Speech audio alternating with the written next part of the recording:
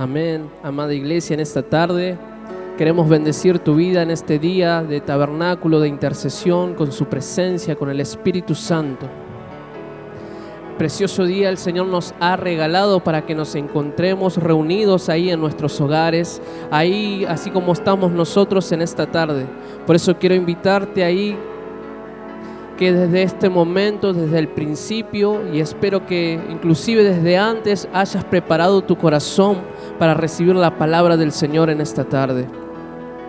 Vamos a darle lugar al Espíritu Santo, para Él que es el Espíritu de la verdad, como nos vienes ministrando en estos tabernáculos, sostenido por la verdad. Él es el Espíritu Santo, el Espíritu de la verdad, aquel que nos guía a toda verdad. Por eso en esta tarde, mantén tus oídos atentos para recibir palabra del Señor, porque el Espíritu Santo en esta noche va a hablar como en cada reunión, va a hablar, pero vamos a tener los oídos atentos para recibir esa palabra de verdad, esa palabra que nos trae libertad, esa palabra que nos mantiene en su camino. Por eso vamos a darle lugar al Espíritu Santo ahí donde tú te encuentras. Te invito a que cierres tus ojos. Te invito a que te pongas en el mismo espíritu. Aunque no podamos estar reunidos en lo físico, vamos a unirnos en el espíritu. Vamos a tener en común todas las cosas.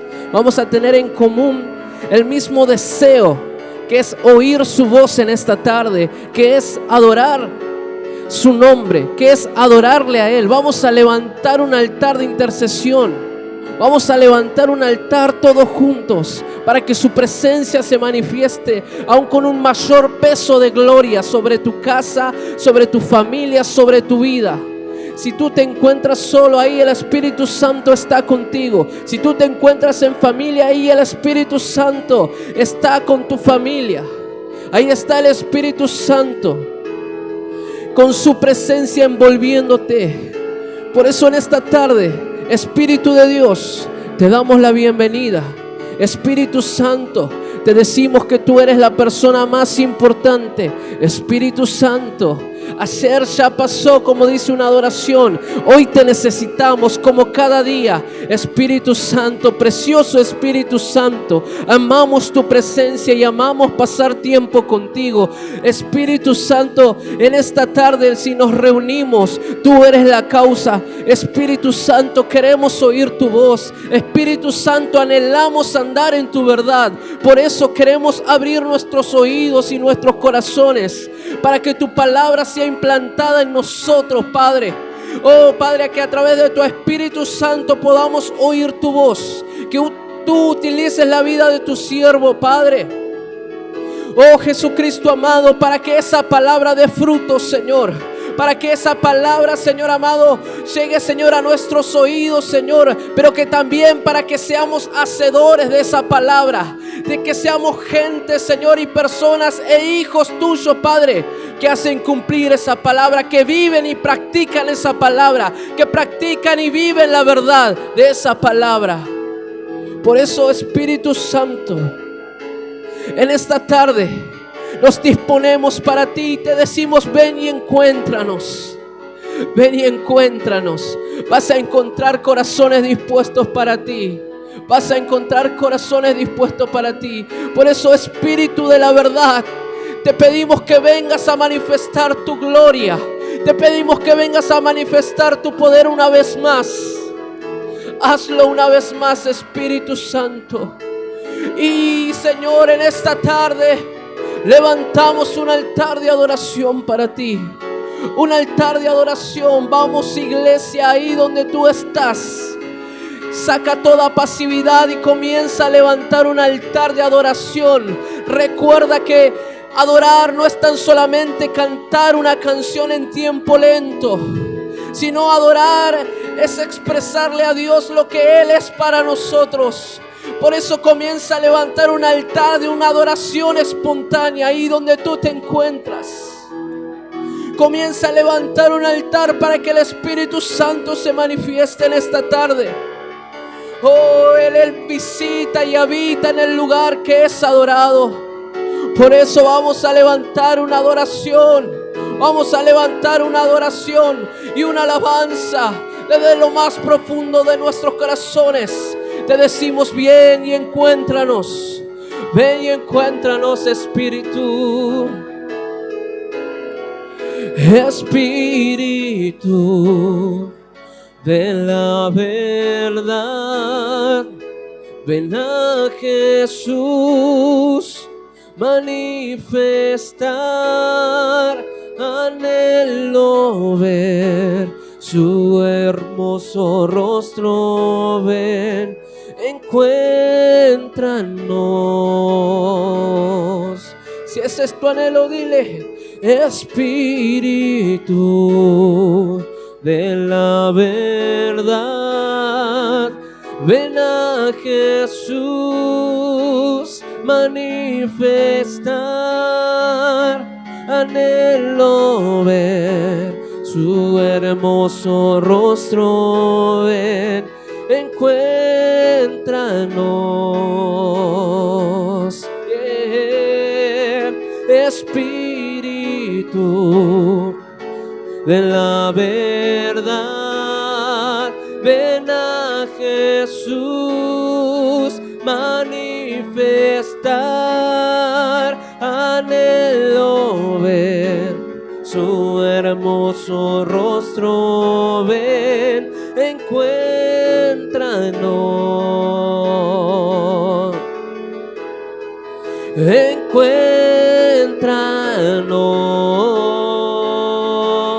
Encuéntranos, encuéntranos.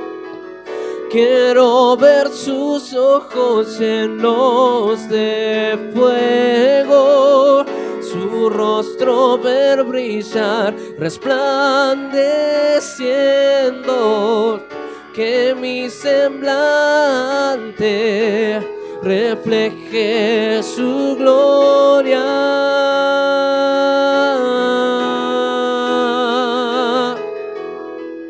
Y al ver sus ojos llenos de fuego, me encenderá en pasión y en deseo.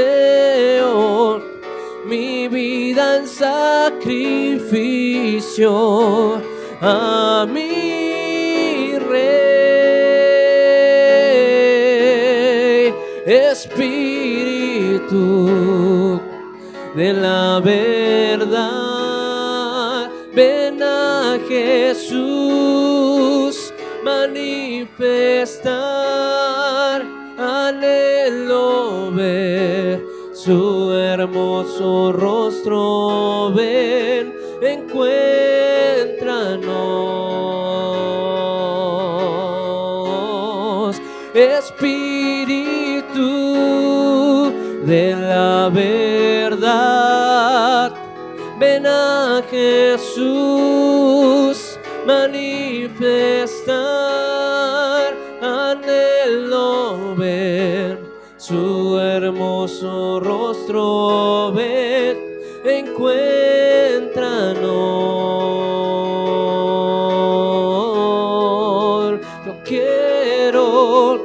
quiero ver sus ojos llenos de fuego, su rostro ver brillar, resplandeciendo.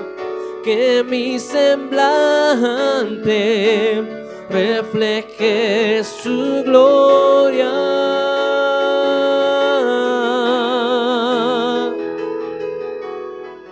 Y al ver sus ojos llenos de fuego, me encenderá en pasión y en deseo. Mi vida en sacrificio a mi Rey. Yo quiero ver sus ojos llenos de fuego, su rostro ver brillar, resplandeciendo. que mi semblante refleje su gloria.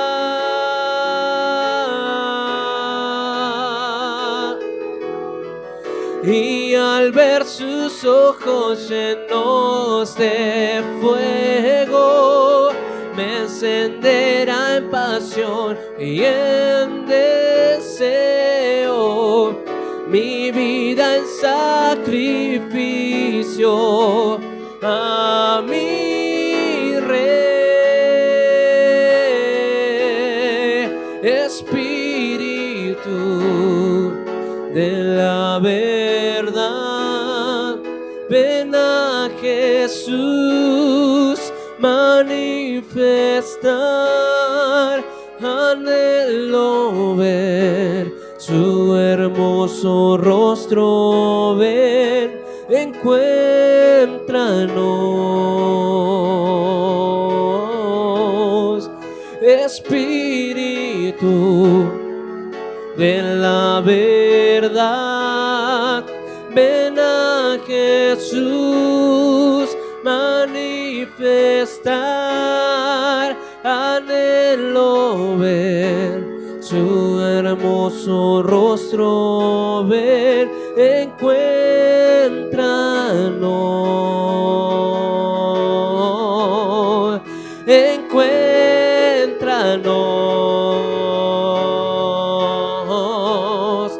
encuéntranos, encuéntranos.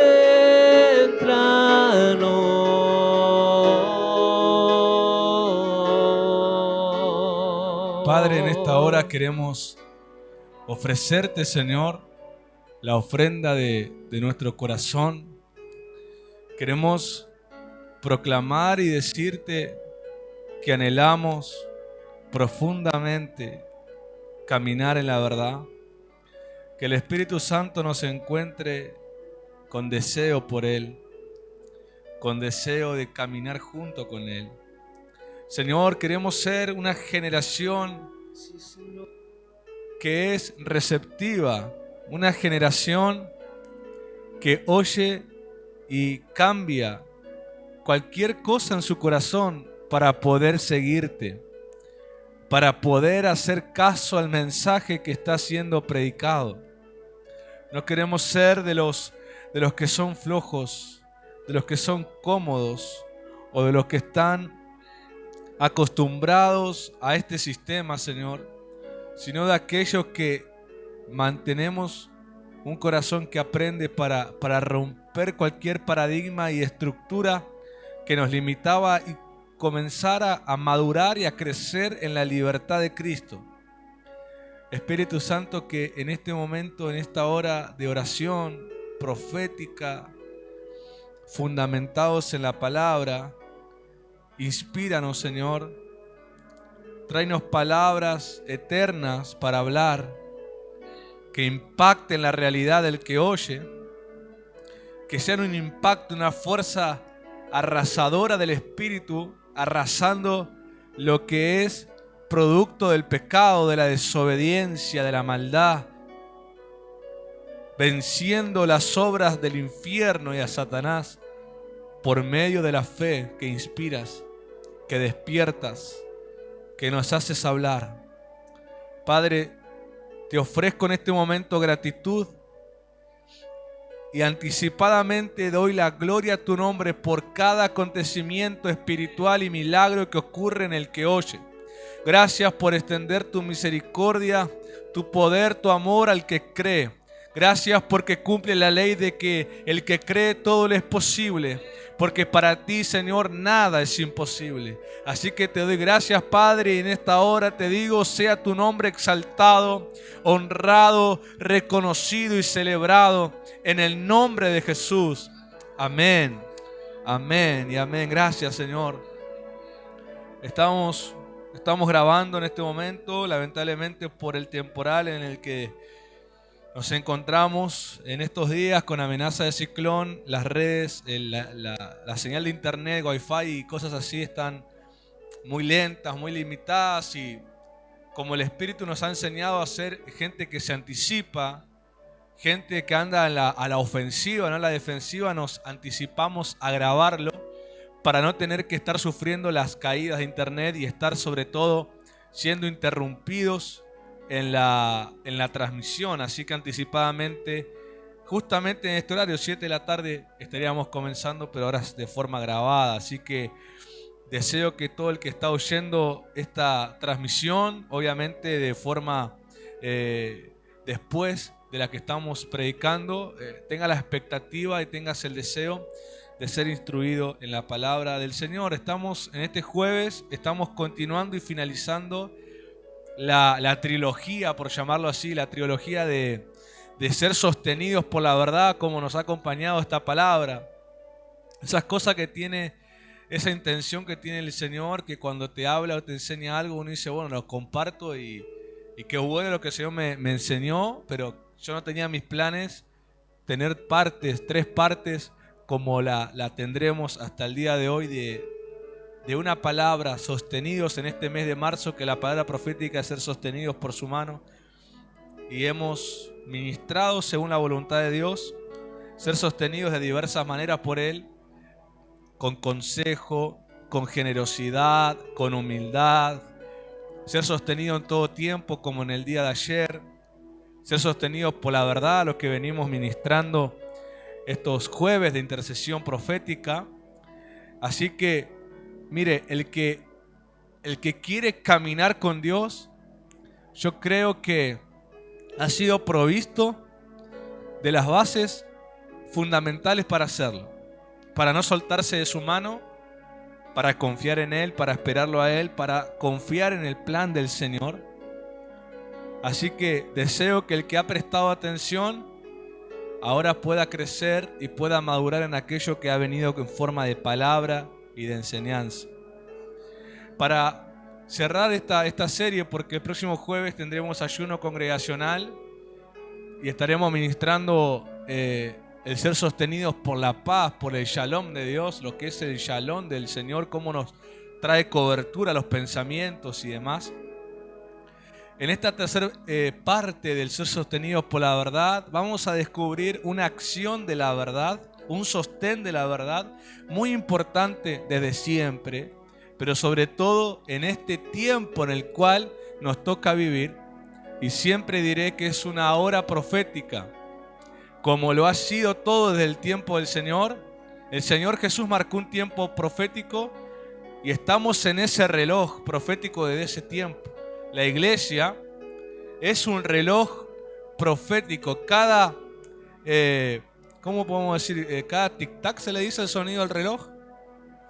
Cada tic-tac del sonido del reloj es un sonido profético que la iglesia provoca a la humanidad. Cada vez que está pasando una hora profética de una hora a otra, la iglesia no está igual y la iglesia empieza cada vez a ser más selectiva en lo que es preservar y perseverar en el Señor.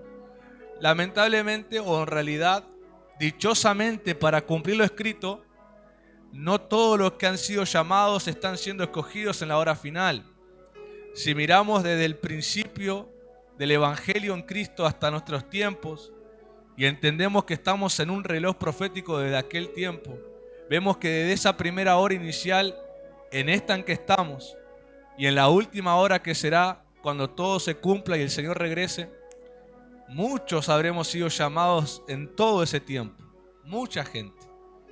Pero estamos viendo que cada vez el grupo se hace más reducido de escogidos. Cada vez, en cada generación, hay un flujo de gente más pequeño que el anterior, que desean realmente vivir con un compromiso real, de vivir una vida consagrada, o como algunos ministros que nos antecedieron dijeron, una vida crucificada, vivir una vida con la cruz, vivir una vida negada. Cada vez ese mensaje se vuelve más impopular en la generación, se vuelve cada vez menos agradable y cada vez se vuelve más incómodo ese mensaje en cada generación.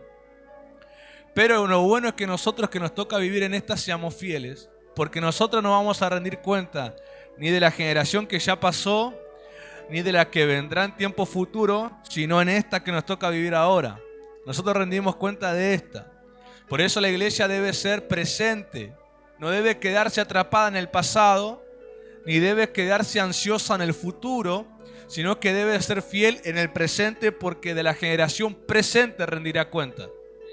Yo no rendiré cuenta de la generación de Pablo, ni Pedro, ni ninguna generación de los ministros antiguos, ni tampoco de los que vendrán, sino de esta que me toca a mí presidir, que me toca ser pastor de este tiempo. De esta rendiré cuenta. Cómo ministré, cómo enseñé, cómo pastoreé, cómo fui como creyente, cómo fui como hijo espiritual, cómo fui como una persona de fe, cómo fui como ser humano. Esta es la hora que a mí me está marcando un tic-tac que debo responder con fidelidad.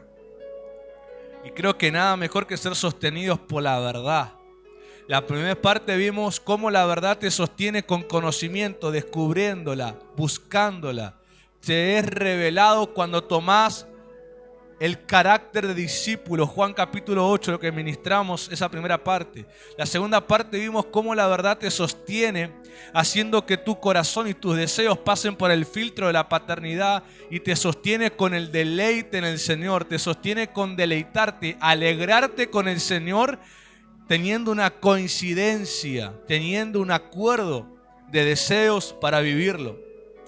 Y esta tercera parte, la verdad me sostiene manteniéndome o preservándome íntegro. Esta tercera parte, la verdad te sostiene, te conserva, te preserva íntegro. Quiere decir que la verdad te sostiene para que no te eches a perder.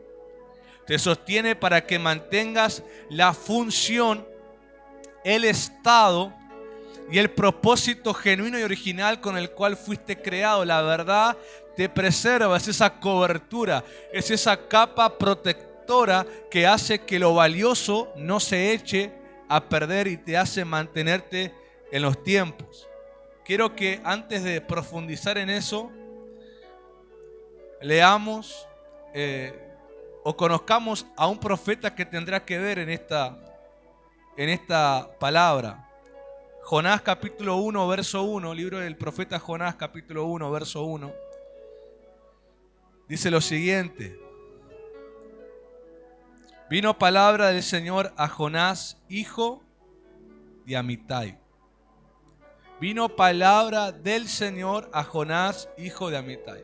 Primer punto, la palabra vino a Jonás. Jonás no la buscó, ¿verdad? Esta clase de mensaje, convocatoria y comisión que Jonás recibe después de oír esta palabra, no la buscó, sino que le fue dada o fue encontrado él para esa comisión. El Padre puso un interés en Jonás para enviarlo a Nínive en esa generación. Por eso usted dirá, cuando leamos, porque estamos leyendo, hemos terminado de leer Nahum, y Nahum también fue un profeta a Nínive. Pero Nahum ya no habló de misericordia y de arrepentimiento, habló de destrucción, de juicio, porque la generación de ese tiempo Nínive no quiso vivir el arrepentimiento. Nosotros estamos viendo otra generación de Nínive del tiempo de Jonás. Y Jonás tenía que ir a esa ciudad a predicar un mensaje de arrepentimiento. La palabra lo encontró a Jonás. Quiere decir que Dios miró el corazón de Jonás, juzgó el corazón de Jonás, vio la pasión de Jonás y lo seleccionó de entre cualquiera que él pudo elegir para que él sea el que lo haga. ¿Y por qué Dios tuvo interés sobre Jonás?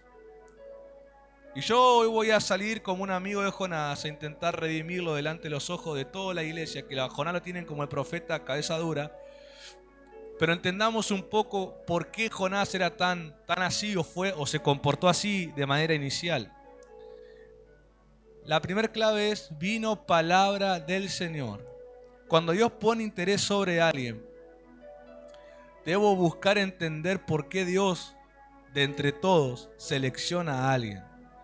¿Alguna vez te preguntaste cuando Dios se dirigió a tu vida personal con una comisión, con un propósito, con un llamado, pensando qué miró en mí el Señor o qué encontró en mí el Señor para convocarme entre tantos? ¿Qué habrá visto Dios en David? Nadie lo entendía hasta que después lo entendieron. ¿Qué habrá visto Dios en Samuel? Un pequeño muchacho comparado con otros, hasta que después vieron el comportamiento de Samuel. No se entiende, ni la misma persona entiende cuando Dios se dirige a ellos con una convocación, con una comisión. Jonás tampoco creo que habrá entendido por qué Dios quería que él haga esa misión. Pero la manera de descubrir, porque la Biblia nos habla muy poco de Jonás, el libro de Jonás es muy corto, se habla solamente de la palabra que se le da, la actitud que tiene, luego que va a predicar y termina con una historia sobre una parábola que el Señor le da a Jonás.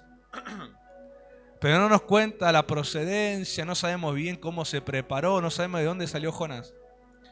Salvo esta aclaración: Jonás, hijo de Amitai. Jonás, hijo de Amitai.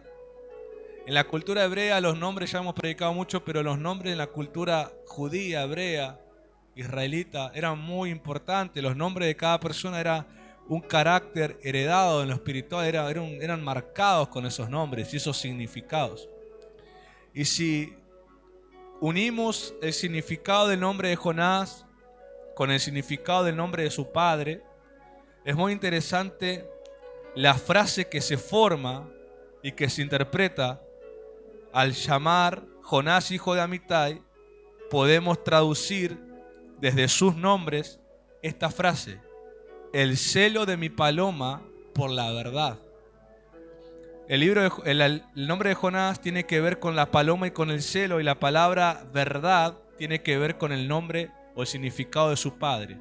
O sea que Jonás, procedente, descendiente de su padre Amitai, tenía un carácter espiritual de un celo.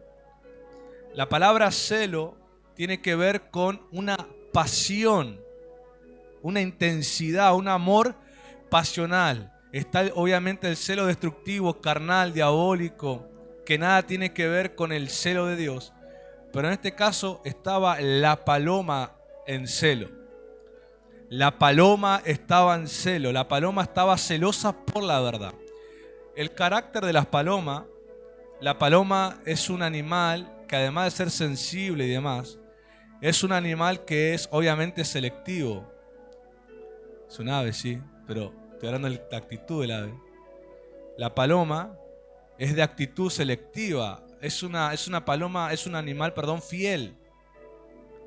La paloma no va a andar revoloteando de paloma en paloma. El paloma no va a andar de paloma en paloma, es selectiva, elige y enlaza sus sentimientos a la paloma que eligió. Entonces, el celo de esta paloma por la verdad era que tenía su corazón ligado no solamente a la verdad, sino al cumplimiento de ella. Jonás sería hoy un ministro insoportable para esta generación. Lo vuelvo a decir, sería un ministro insoportable para esta generación que no le gusta ser disciplinada. Sería un predicador insoportable. Porque Jonás, y cuando hablo de celo no es que no se imagina un predicador gritón. O sea, cada predicador tiene su manera, su temperamento de predicar. Pero no es tanto por si grita o por si habla tranquilo, es por el contenido de su mensaje, donde se revela la pasión que hay. Vos te das cuenta que cada uno tiene pasión por solamente llenar su bolsillo, por eso lees el contenido de su mensaje, todo es motivacional, todo te va a ir bien, no hay cruz, no hay arrepentimiento, no hay cambio, no hay nada. Pero cuando oís a otro que su motivación es justamente vivir la voluntad de Dios, oís el contenido de su mensaje. Te puede predicar de cualquier área, finanzas, familia, matrimonio, discípulos, creyentes, demás. Pero su contenido es un contenido que marca una pasión por Dios, una pasión por la voluntad de Dios. Un mensaje que te demanda al que oye cambiar algo de su rutina, modificar su manera de pensar, cambiar su manera de comportarse. Ese es alguien que te está mostrando ser una paloma celosa por la verdad. Una paloma que revolotea buscando enlazar la verdad de Dios en alguien interesado. Una paloma que contiene en su pata, contiene ese mensaje, como las palabras mensajeras, contiene ese rollo, buscando a alguien interesado para depositárselo. Ahí te das cuenta y con eso te puedes diferenciar de los predicadores que salen de bajo la piedra, a los predicadores que son comisionados por Dios, su contenido, el mensaje que contienen, el peso que dice ese mensaje, lo que demanda ese mensaje. Una paloma celosa por la verdad, que busca ligar a alguien con la verdad de Dios, que sobre todas las cosas, dijo el Señor, te hace libre, te liberta de la esclavitud del pecado, la verdad, conocerla, intimar con ella, como te enseñé la primera parte de este Sostenidos por la Verdad, que la palabra conocer es intimar con ella, es hacerte una con ella, es vivir con ella. A mí me extraña cuando hay predicaciones que no demandan cambiar nada en alguien. ¿Qué sentido tiene que alguien te enseñe si eso no te va a provocar cambiar algo de tu vida? La enseñanza justamente viene para vencer una ignorancia o para cambiar una mala enseñanza que se tenía, para modificar quizás un mal ejemplo que se tenía. Pero si los mensajes no te modifican nada en tu vida diaria, no hubo una paloma presente, sería un cuervo carroñero hubo presente, pero no una paloma que ama la verdad del Señor. Ese era Jonás. Su nombre y su procedencia de padre demandaban un carácter apasionado por la verdad de Dios. Una persona amante por el mandamiento de Dios. Y poder darte cuenta que ese nombre no es casual, porque la actitud de Jonás, cuando él le dice a Dios por qué no quiso ir a Nínive, lo ves en el capítulo 2 de él cuando se molesta. Y dice, yo sabía que ibas a ser misericordioso con estos pecadores. Yo sabía que si se arrepentían, yo por eso no quería decir, para mí tendría que ser condenado a estos pecadores, pero mirá, ahí está, yo sabía que eras misericordioso y compasivo. Jonás, mostrando esa pasión, diciendo, Señor, pero no están viviendo tu verdad, destrúyelo de una vez.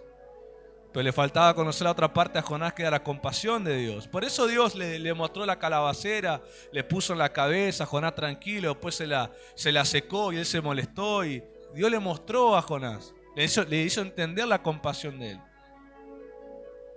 Y ahí Jonás finaliza y no dice qué dijo, como que se termina.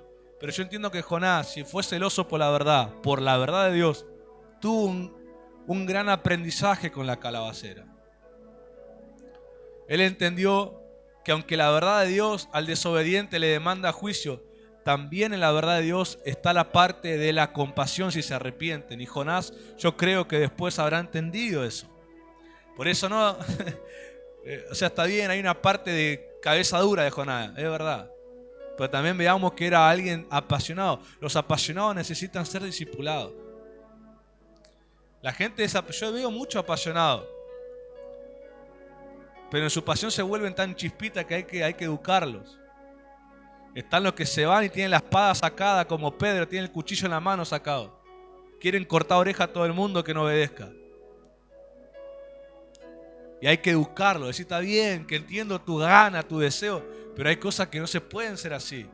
Hay a veces que hay que ser pacientes, que hay que tener un tiempo. Después si querés sacar el cuchillo y cortar oreja. Pero hay gente que hay que educar, y yo creo que Jonás necesitaba educación de Dios. Y que Dios es tan intencional que solamente lo mandó a predicar, sino solamente sabía que lo iba a educar después de eso, a Jonás. Pero este Jonás, el celoso, una paloma celosa por la verdad, una paloma deseando que más gente se unan a la verdad de Dios. Por eso Dios no envió a cualquiera a Nínive, sino que Él envió a uno que amaba la verdad, lo envió a predicarles arrepentimiento a una ciudad que amaba el pecado.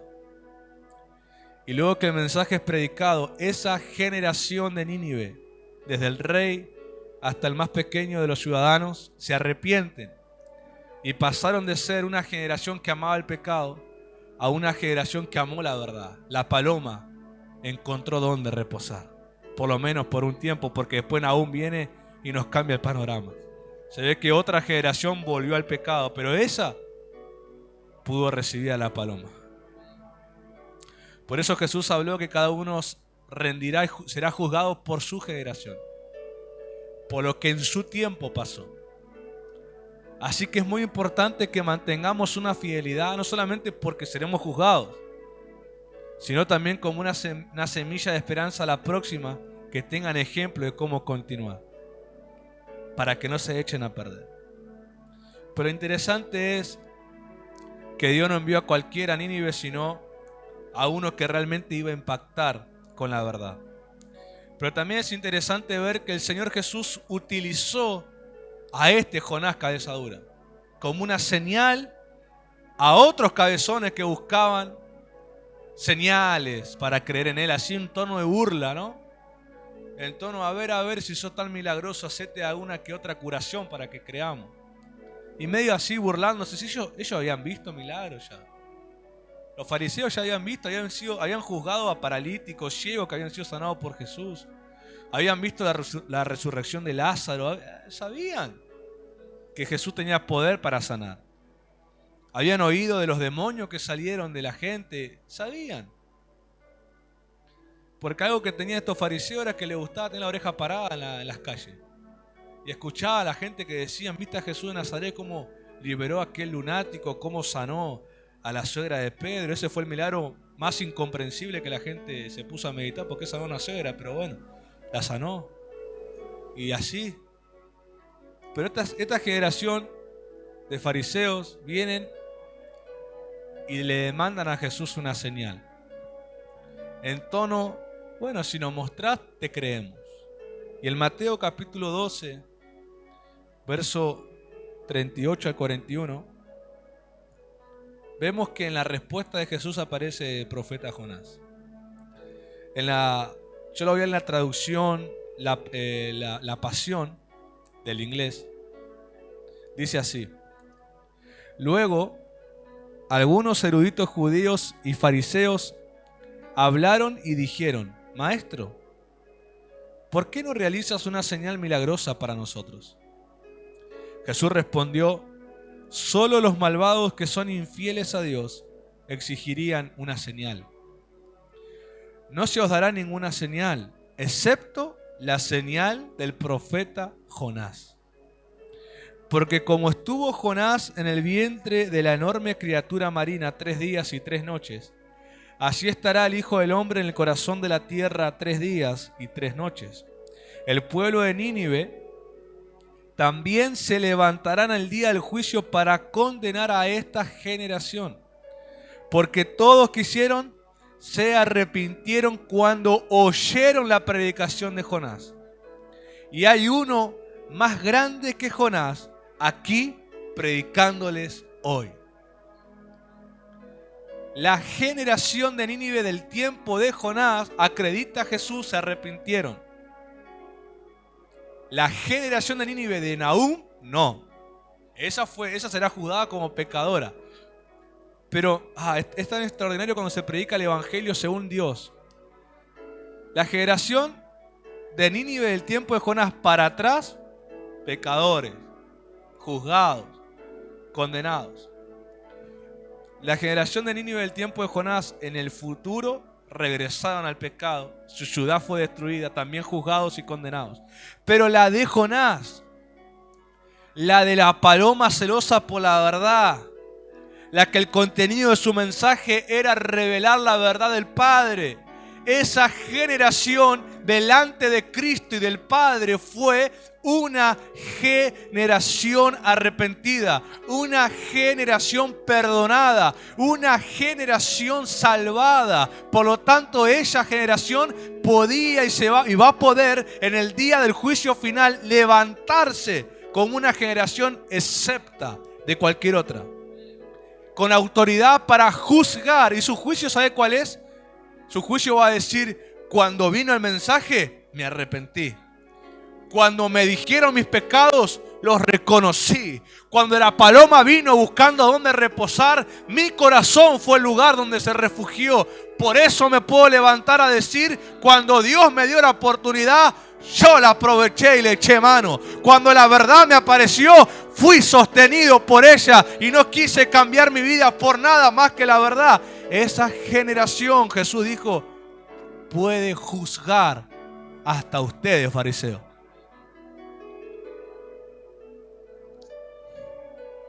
Y Jesús dice, acá hay uno más grande que Jonás. Si Jonás fue la paloma celosa de la verdad, yo tengo a la paloma conmigo, predicándoles.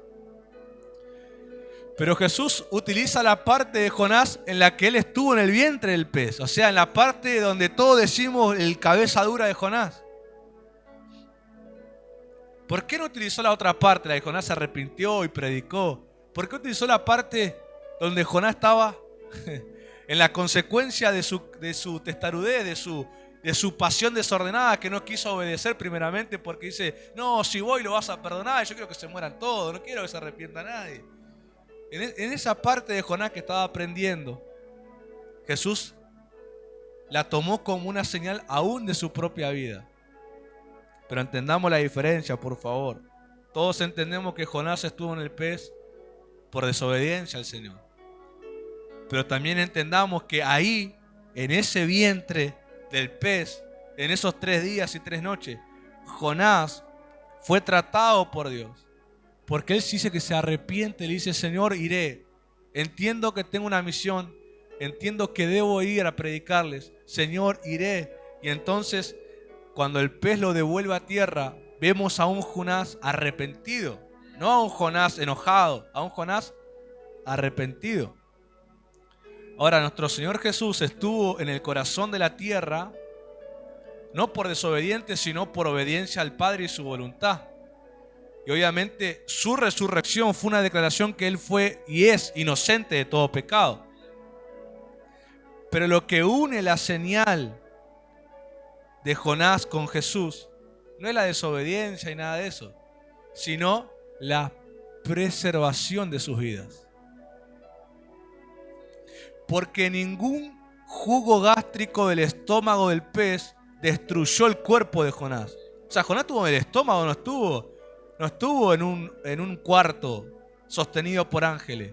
Él estuvo en el órgano del vientre del gran pez. Estaban los jugos gástricos que desmenuzan la comida que el gran pez, que uno interpreta una ballena, come y demás. ¿Cómo eso que es tan reactivo?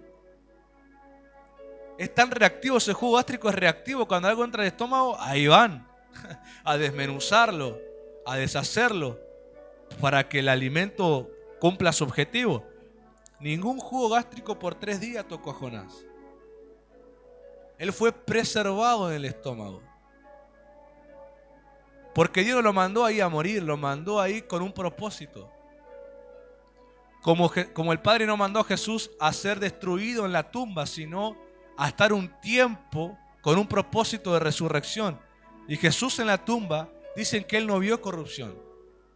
Su cuerpo no se destruyó, no se deshizo, no se echó a perder, no se descompuso, ni siquiera se hinchó, ni siquiera cambió el olor de los perfumes que le pusieron antes de enterrarlo. Lo que une la señal de Jonás a Jesús es la preservación de la verdad. La verdad los protegió como una cobertura sobrenatural, aunque los dos estuvieron en lugares físicos que tendrían que haberlos echado a perder, no lo hicieron.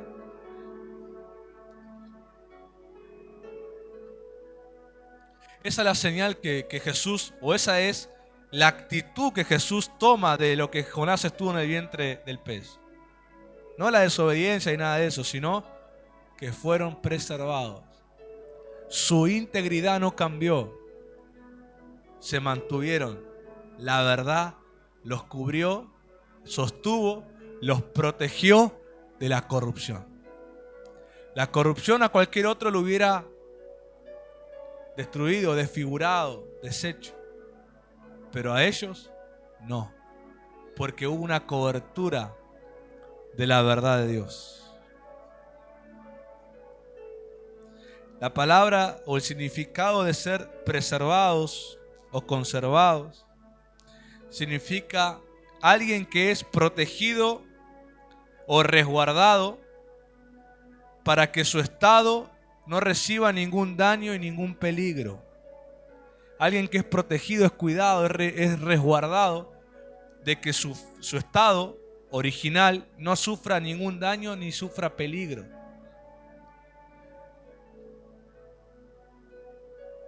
Y esa clase de protección se da, o de cuidado se da, cuando Dios te toma por hijo.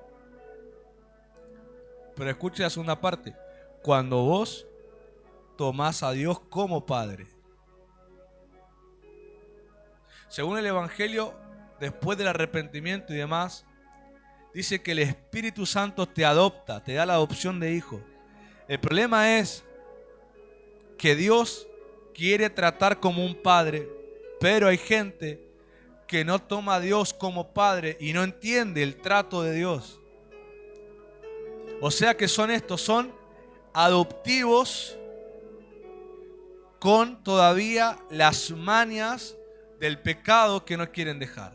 Son adoptados, pero todavía no cambian su manera de pensar y de vivir. Ya Dios se encontró con una generación así, que fue el Israel saliente de Egipto. Dios los tomó como pueblo, pero ellos no entendían lo que era caminar como pueblo de Dios. Tampoco quisieron entenderlo. Esa generación le costó lo que todos sabemos: no alcanzar lo prometido. Dios intentó educarlos, no entendieron el trato paterno de Dios y tampoco buscaron entenderlo. Porque Dios les habló para que lo entiendan, pero no quisieron entenderlo. Y así hemos visto muchas generaciones que a Dios le han llamado Padre, pero no se han comportado como hijos que tienen un Padre. Los mismos fariseos dijeron: a Dios tenemos como Padre, pero ellos no se comportaban como hijos de ese Padre.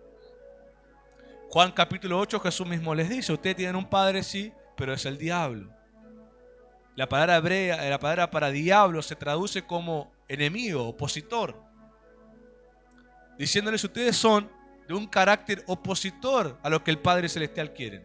Porque si fueran hijos de Dios, o hijo de Abraham en ese caso, Juan 8, entenderían mis palabras, las tomarían, mis palabras tendrían cabida en sus corazones. ¿Por qué no lo encuentro? ¿Por qué me quieren matar? ¿Por qué me quieren rechazar? ¿Por qué? Porque no tienen a Dios como Padre. No entienden la educación de Dios. Porque tienen a otro Padre. Ustedes tienen al opositor en sus corazones. Tienen un carácter opositor. Ustedes siguen siendo de la carne y proceden para la carne.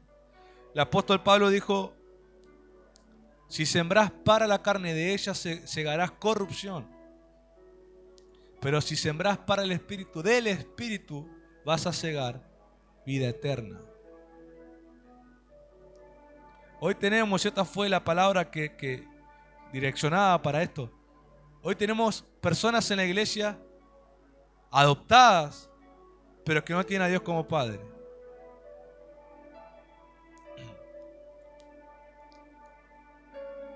Entonces hoy en la tarde me puse a orar y le dije al Señor, y le dije: Espíritu Santo, ayúdame en esto. ¿Cómo es necesario la mente espiritual que todos tenemos? Todos tenemos una mente espiritual. Sean quitadas las estructuras y mecanismos de pensar y de ser que heredamos del pecado y del sistema del pecado. Usted dirá: ¿y cómo yo me di cuenta que tengo eso? Bueno, usted siempre se acerca a Dios como de todas las maneras, menos como hijo. Siempre es el perro que come debajo de la mesa. Siempre es la mujer que se arrastra a tocar el borde del manto. Siempre es el que tiene una monedita como la viuda. Siempre se pone en papel de victimización, de harapiento, de arrastrado, de gusano, de serpiente, no sé de cuál se arrastra de las dos. Pero siempre en papel de moribundo y que Dios haga algo. Ese es alguien adoptado, pero que no tiene todavía la manera de pensar de un hijo.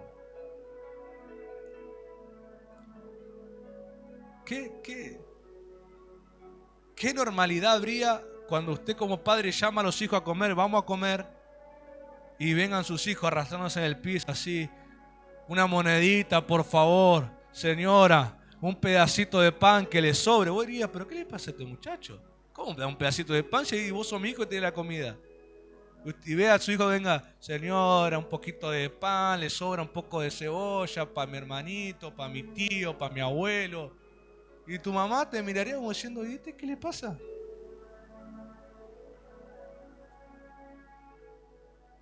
No, yo como acá parado para no molestar.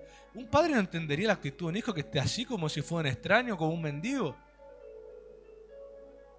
Entonces la gente que está en la fe, en la adopción de hijos y todo lo que el Evangelio declara, se siguen presentando así como mendigos. Señor, te sobra ahí un milagrito, te sobra ahí una provisión, te sobra ahí una puertita abierta si me la querés dar. Y decite que supuestamente cree en mí, que cree el Evangelio de la crucifixión, de la resurrección, que entiende que su vida de fe ha nacido de la victoria de Cristo, desde ahí nacemos nosotros, está todavía mendigando.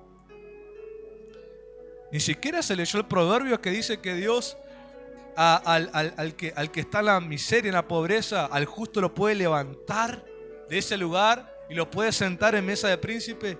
Si Dios levanta al menesteroso, al pobre, al miserable, que decide vivir la vida de fe, lo levanta y lo sienta en mesa de príncipe. Y los que creemos nosotros, ¿por qué no estamos sentados en mesa de príncipe? ¿Por qué seguimos mendigándole a Dios? Esos son personas que todavía ni saben a la clase de fe que fueron llamados. No conocen la verdad. Por lo tanto siguen cautivos. Por eso Jesús le dijo a los judíos que ¿de qué nosotros vamos a ser libres? Del pecado, les dijo. Todo el que practica pecado, esclavo del pecado, dijo. Dice, el esclavo no se queda para siempre en la casa, en cambio el hijo sí, dijo. Por eso si el hijo los liberta, le dijo, serán realmente libres. ¿Qué significa? Que el esclavo cuando cambia de necesidad, cambia de amo. El siervo, el esclavo, cuando cambia de necesidad, cambia de amo. Por eso el que está todavía con esa actitud de mendigo, cuando no le dan lo que quiere una congregación, se busca otra. Cuando no satisfacen sus caprichos, el pastor se busca otro. Entonces te das cuenta del comportamiento que siguen siendo esclavos y no hijos. El que es hijo le sucede algo impresionante en el corazón. Es ligado a una casa ministerial, es ligado, su corazón siente que llegó a casa. Su corazón siente que encontró lugar de formación, de desarrollo de la vida de fe. Su corazón siente que ahí es el momento, ahí es el lugar donde va a crecer, va a desarrollar y va a conocer su propósito en Dios y lo va a vivir. No anda mendigando y no anda buscando opciones, siente que es ahí, sabe que es ahí, pero además se comporta que es ahí. Come lo que se enseña ahí, vive lo que se enseña ahí, desarrolla su vida por lo que se enseña ahí. En cambio, el que no lo hace es porque sigue siendo esclavo, aunque piense que es hijo. Por eso la verdad te preserva la integridad. El esclavo modifica sus intereses. El hijo tiene una firmeza, tiene un amor íntegro hacia su padre. Y cuando uno es sostenido por la verdad, preservado, uno no es corrompido por el pecado, sino que uno se mantiene en la sanidad de la verdad. El punto en común entre Jonás y Jesús fue el celo del Espíritu Santo, la pasión del Espíritu Santo. Mostraba una identidad de hijos. Y en esta última parte de ser sostenidos por la verdad, dice que el Espíritu Santo te da testimonio que sos hijo. Pero de ese testimonio, convicción, tenés que tomar a Dios como Padre. Y termino con este testimonio para que oremos.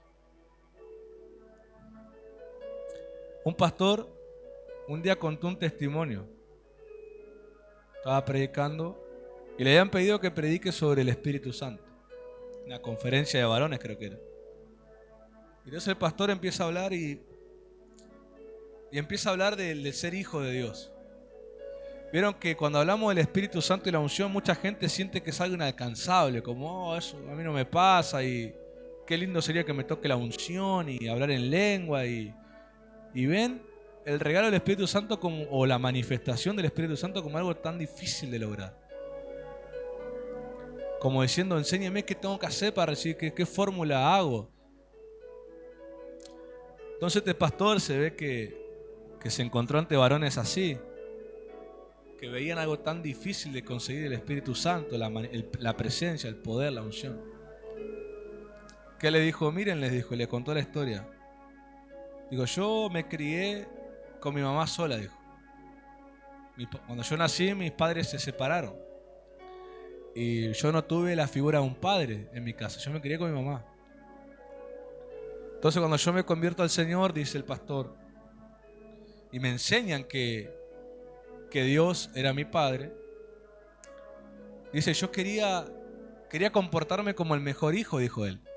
Dice, imagínense, toda mi vida nunca tuve cartas de Día del Padre para dedicar a nadie si mi papá no estaba y se había ido de la casa y demás. Así que yo quería darle todo a Dios y comportarme como el mejor hijo. Y entonces el pastor cuenta que después de un tiempo orando, dice que Dios le dice, hijo, y le dice todo lo que él hizo por él.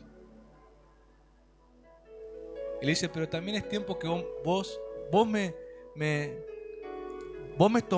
yo te tomé a vos, y vos sabes muy bien que yo te tomé, pero quiero que vos me tomes a mí, le dijo Dios. Vos me estás dando todo y hacés de todo, pero también quiero que entiendas que yo estoy para vos, vos tenés que tomarme a mí. Entonces este pastor se dio cuenta que él conocía a Dios de una manera, pero que cuando lo toma a él como padre y entiende que Dios está para él, que Dios puede ser tomado por un hijo, este pastor le cambió la manera de relacionarse con Dios. Bueno, y ahí en la conferencia, el Espíritu Santo empieza a moverse y se ve que a los varones le hizo clic eso y se ve que se pusieron en la condición para recibir al Espíritu Santo. Y esto quiero que entiendan. Cuando uno cree en Jesús, uno está creyendo en toda una obra que se hizo. No en una obra que va a pasar, en una que ya fue hecha. Uno cuando cree en Jesús, uno está iniciando una vida nueva desde la victoria de Jesús.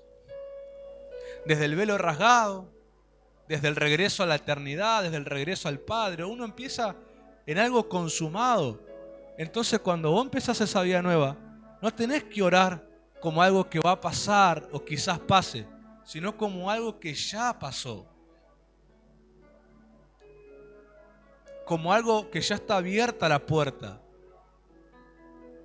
Pero miren cómo algunos de ustedes cuando hablo esto van a empezar a darse cuenta. Siguen orando como algo que todavía no pasó.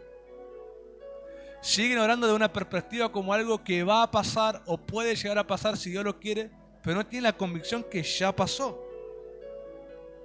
Y miren cómo Jesús enseñó a sus discípulos. Si ustedes pidieran algo y creen que ya les fue dado, miren el término de Jesús, que ya les fue, no que les será dado o quizás les sea dado. Jesús puso una terminología de tiempo, ya les fue dado, entonces lo recibirán, dijo.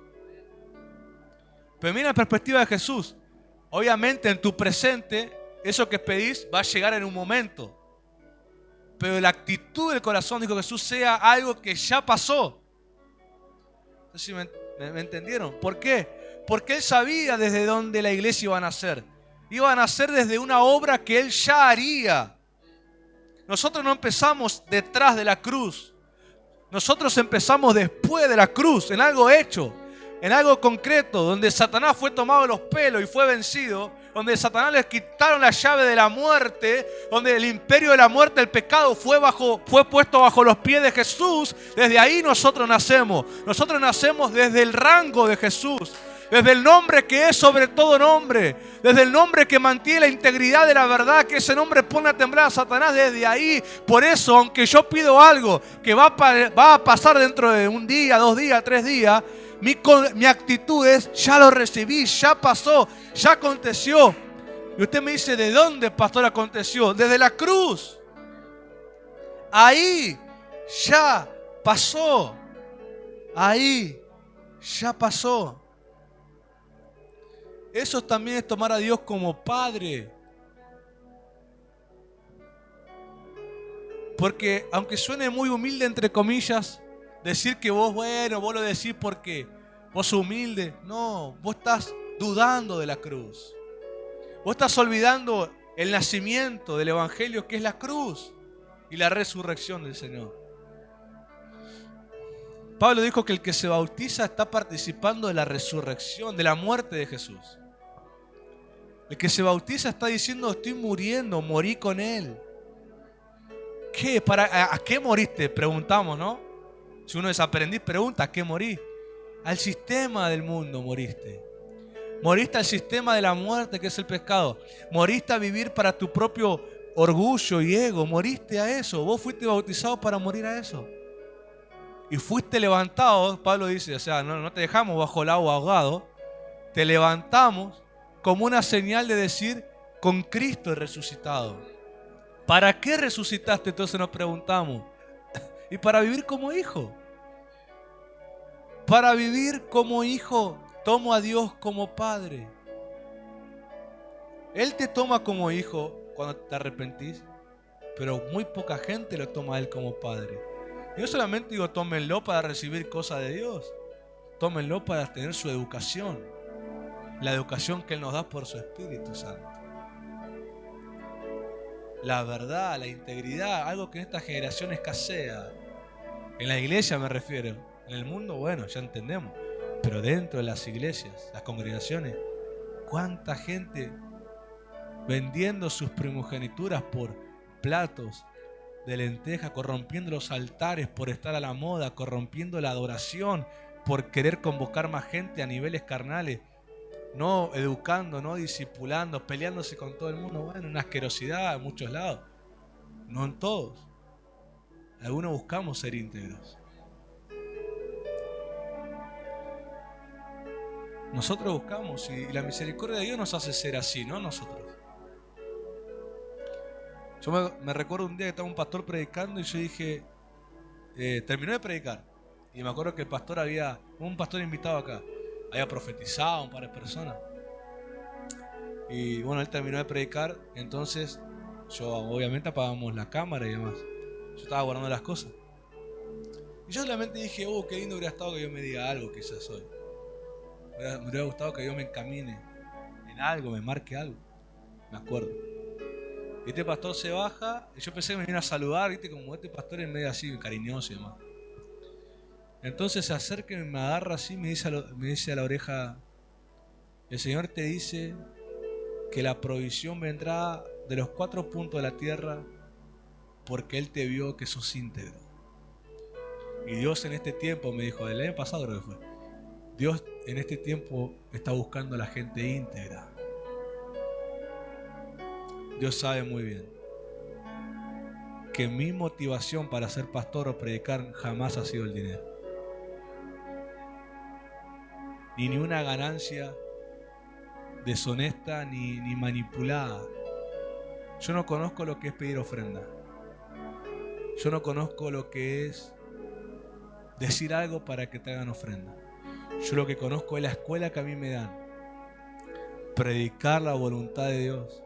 Predicar aquello que Dios me dice, quiero que hables esto, y predicarlo y mantenerme en ese mensaje y orar a quien vea con un corazón dispuesto a esa palabra. Y nada más. Se termina mi participación ahí. Y el que quiere dar ofrenda da, el que no me quiere dar no me da, el que me quiere saludar me saluda, el que no quiere no lo hace, el que me quiere invitar me invita otra vez, el que no me quiere invitar más no me invita más. Pero yo sabe que ha sido así. Y miren que he tenido buenos ejemplos y también he tenido malos ejemplos. He tenido gente de buen ejemplo, como acá en casa, nuestros pastores, nuestro apóstol, también el apóstol Fabián y demás. Como he visto a otros ministros cercanos que no han sido buen ejemplo, que bueno, uno los conocía, que le gustaba la plata, ¿no? Pero gracias a Dios jamás seguí esa escuela, no seguí esa escuela, seguí esta. La que ama la verdad de Dios. Y claro, esa recompensa no viene rápida, viene lentamente. Con el tiempo Dios te lo reconoce. Al principio parecía un tonto que no toma la onda, que parece, ¿por qué no aprovechás? Y yo no me sentía cómodo haciendo eso. Pero con el tiempo han pasado años y Dios te empieza a marcar la recompensa de eso. Como hace un tiempo atrás, unos meses atrás, un día en un altar estaba llorando, un altar familiar, llorando. Ese día mi familia estaba en diferentes actividades, así que yo solo me tocaba estar. Si no, siempre nos reunimos como familia a orar los lunes. Pero ese lunes todos estaban en actividad y en esa hora no estaban. Entonces yo me puse, yo iba a orar igual, dije, ahora solo. Y me acuerdo que no podía ni hablar a Dios. Era una sensibilidad, estaba llorando. Y parece que las oraciones que se sumaban a YouTube parece que no ayudaban a que deje de llorar. Más lloraba, el sonido del silencio y cosas así, uno lloraba. Y me acuerdo que el Espíritu Santo me hizo acordar de cosas que he hecho por Dios que yo ni me acordaba, años atrás. Y Él me dijo, nada de eso ha sido olvidado. Nada de eso ha sido olvidado. Y me dijo que pronto tendría la recompensa. Y miren que han pasado años de esas cosas. Yo pensé que ya había recibido la recompensa, pero se ve que no. ¿Cómo el Señor recompensa la integridad? ¿Cómo aunque estamos en lugares que debieran corromper, no nos corrompen por la verdad? Ni el vientre de un pez, ni la tumba en la tierra. Imagínate que ni el cuerpo del que murió en Cristo, ese cuerpo va a ser levantado, dice que va a ser resucitado un cuerpo glorioso.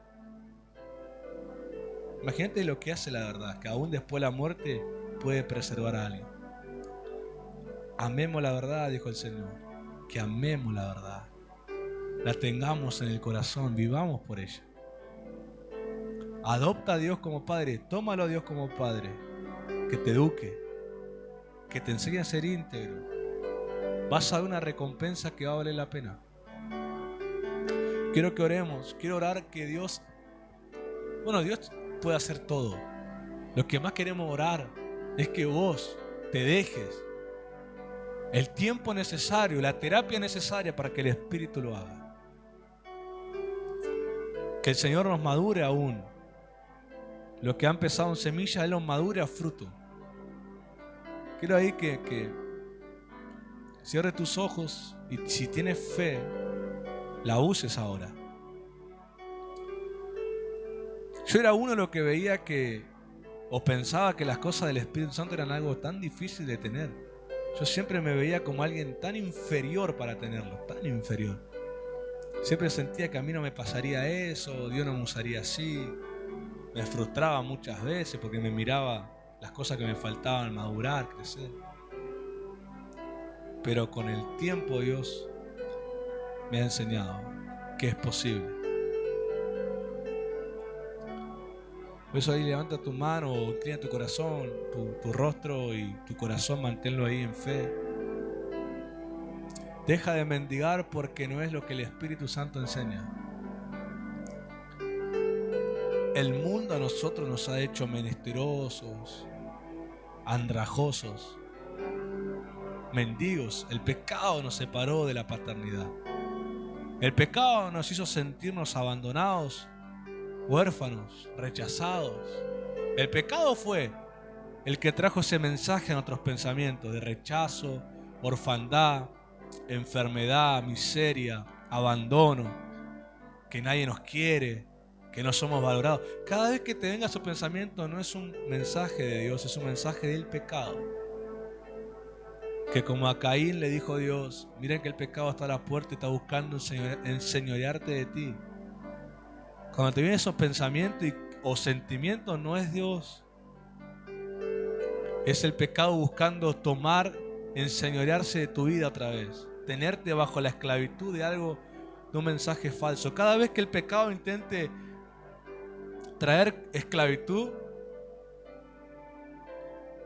mira la cruz. que tu vida de fe está basada en algo ya hecho, en algo consumado, en el precio pagado para el perdón de los pecados, para la libertad de la esclavitud. Cada vez que vengan rechazos, que no te quieran, te valoran, mira, estás solo, que te quieran traer mensajes de mira, te alcanza la plata, mira, vos siempre teniendo que hacer grandes malabares financieros para poder comprarte algo. Eso no son mensajes de Dios. Son mensajes del pecado, intentando hacerte esclavo otra vez de su sistema. ¿Y sabes lo que te dice el pecado después de eso? Cuando dice, mirá, haces malabares, te dice, sacá préstamo. De ahí la supuesta respuesta, ¿no?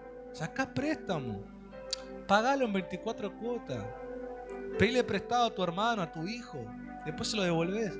Y la gente empieza a ganar deudas. Ese no es un mensaje de Dios. No es el Espíritu Santo iluminándote.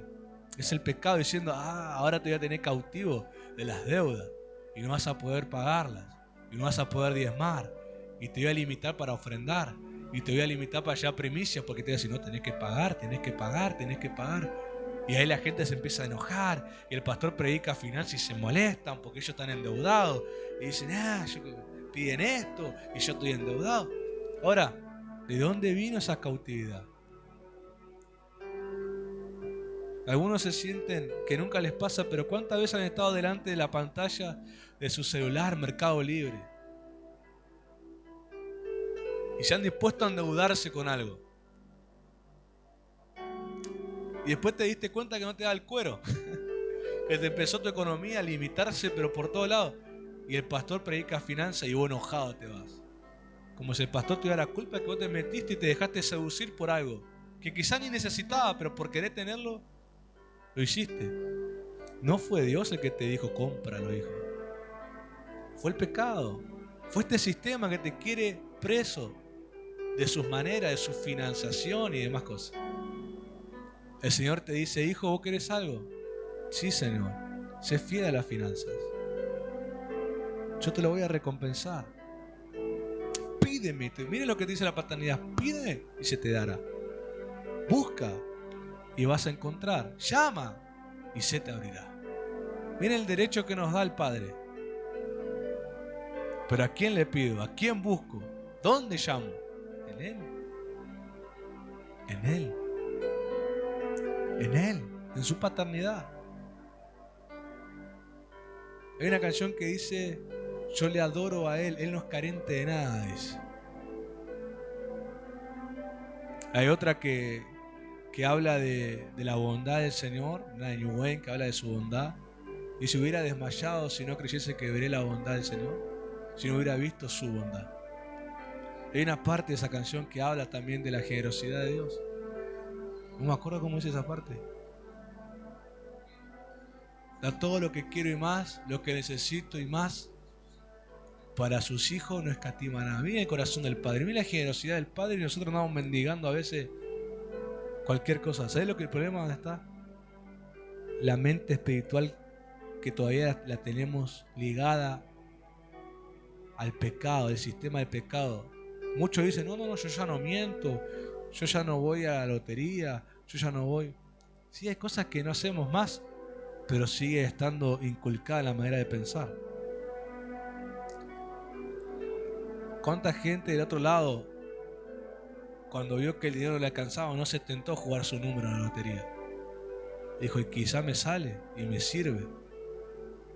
Sí, usted dice, pero cuando se le cruzan esos pensamientos, es porque aún ahí adentro hay metido una manera de vivir en el pecado. Por eso Pablo dice, todos los días, hijos, sean un sacrificio a Dios en oración, para que esa mente que a ustedes les trae idea, sea una que se renueve todo el tiempo para saber cuál es la voluntad de Dios. Y vos te preguntarás, y no sé por qué estoy hablando, no, voy a decir sí sé por qué estoy hablando de finanzas, porque hay gente que va a ser reprendida y enseñada. Y vos dirás, pero yo quiero ganar más dinero. Y te van a dar ni idea, meterte más horas de trabajo y buscarte un trabajo con doble turno y meterte a otro y tener 3 trabajos. Claro, te hace perder el tiempo y no tenés tiempo para nada. Pero Dios te dice, hijo, ¿Querés ver un aumento? Sí, Señor. Aumenta tu semilla. Claro, son ideas que si no son pasados por un corazón que ora, no las quieren aceptar.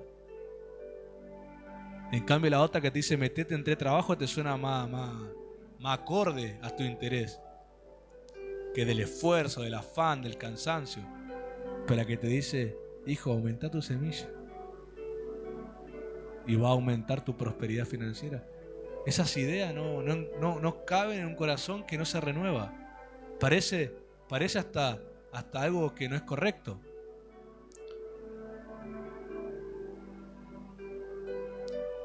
Pero si renovamos la mente como el Padre nos enseña que lo hagamos, aprendemos, somos educados por Él, las ideas que Él nos va a traer van a prosperar nuestro corazón.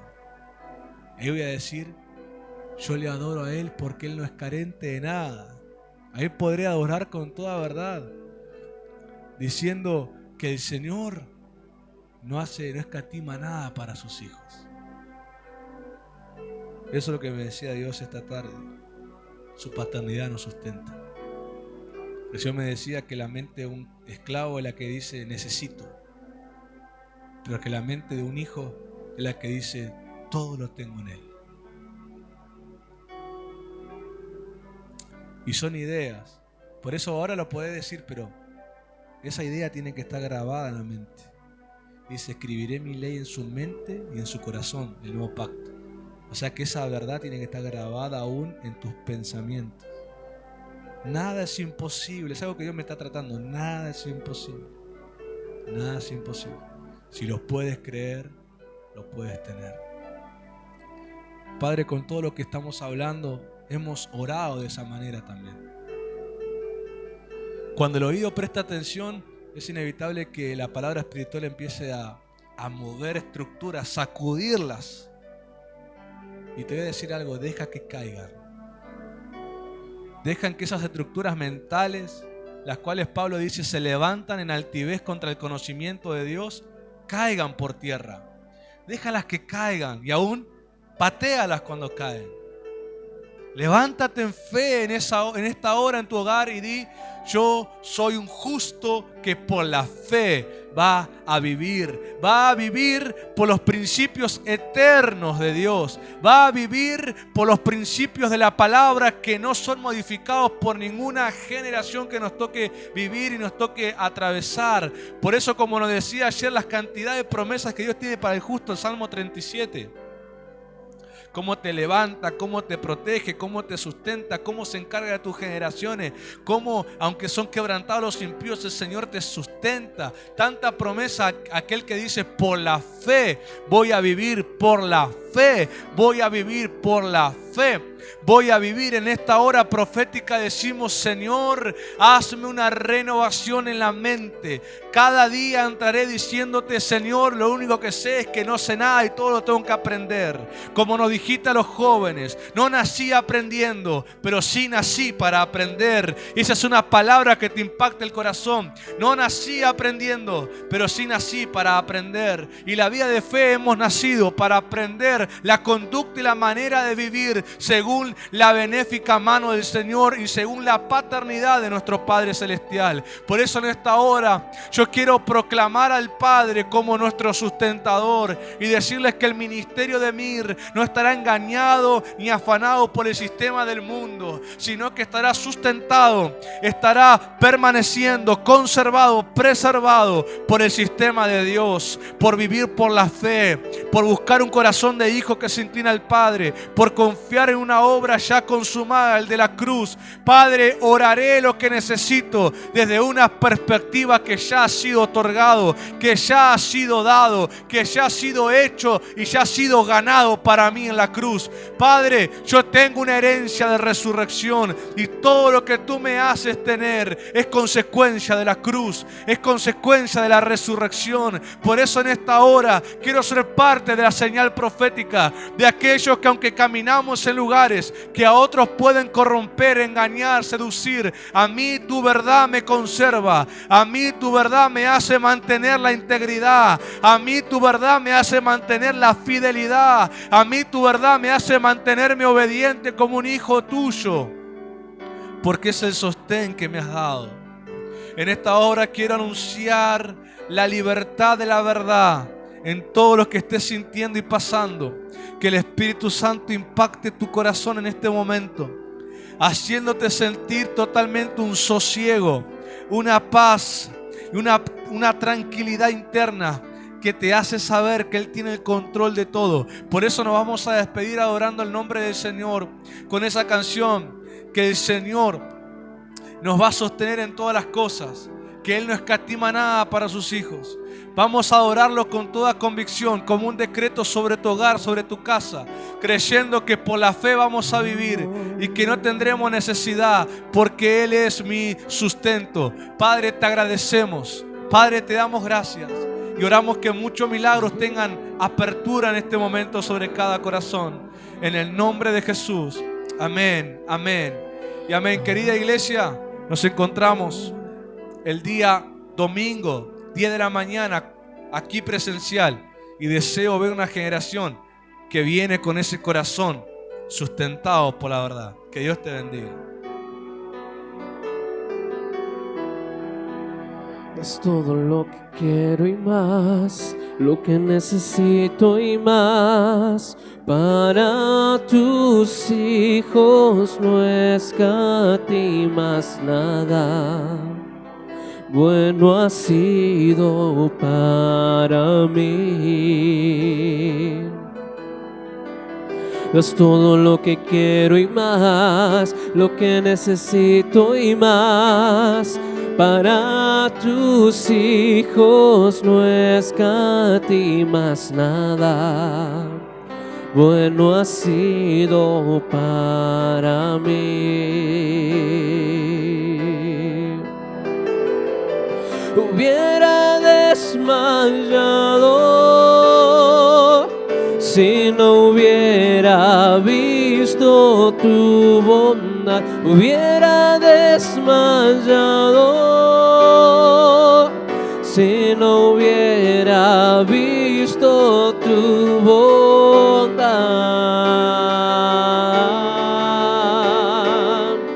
Bueno eres, oh mi Dios. Bueno eres,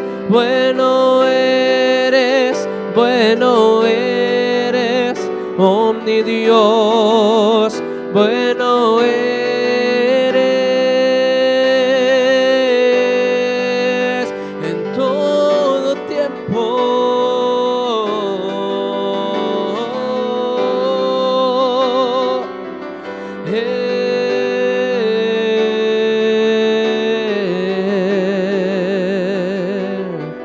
Bueno eres, oh mi Dios.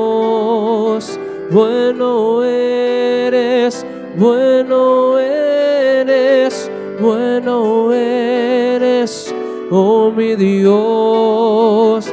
Bueno eres.